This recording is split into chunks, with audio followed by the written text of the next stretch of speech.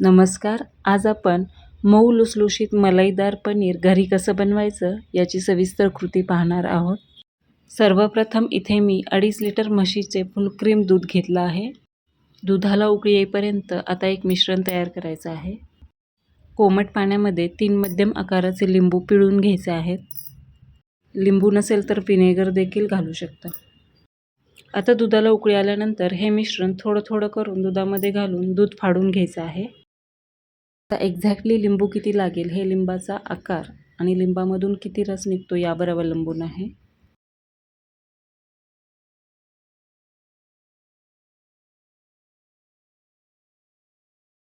आता पनीर फाटायला लागलेलं आहे. जर वेगळं झालेल्या पाण्याचा रंग हा हिरवा ग्रीनिश दिसत असेल तर लिंबाच्या रसाचं प्रमाण योग्य आहे. आणि जर वेगळं झालेल्या पाण्याचा रंग अजूनही पांढरा व्हाईटिश दिसत असेल तर अजून थोडा लिंबू रस मिक्स करण्याची गरज आहे. आता इथे पनीर दुधापासून पूर्ण वेगळं झालेलं आहे. आता हे मिश्रण एका चाळणीत काढून घ्यायचं आहे. त्यासाठी एका चाळणीत मी सुती कापड घेतलं आहे.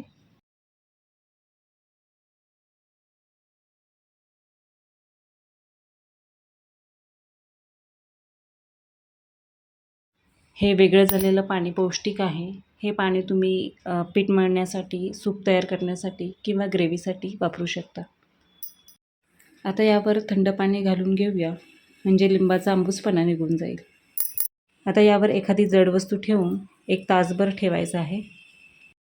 1 तासानंतर आता पनीर व्यवस्थित सेट झालेलं आहे.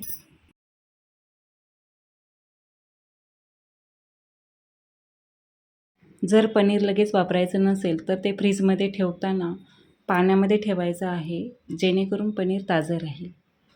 तर अशा प्रकारे आपलं मऊ लुसलुशीत मलाईदार पनीर तयार झालेलं आहे. पनीरपासून आपण अनेक पौष्टिक आणि चविष्ट पदार्थ बनवू शकतो, जसं की पनीर पराठा. पनीर पराठा हा नाश्त्यासाठी किंवा डब्यासाठी उत्तम पर्याय आहे.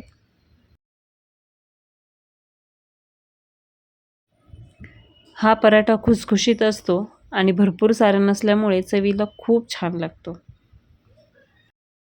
पनीरपासून आपण आणखी भरपूर पदार्थ बनवू शकतो, जसं की चमचमीत पनीर मसाला, पनीर टिक्का मसाला, पनीर बटर मसाला, पालक पनीर, पनीर बिर्याणी.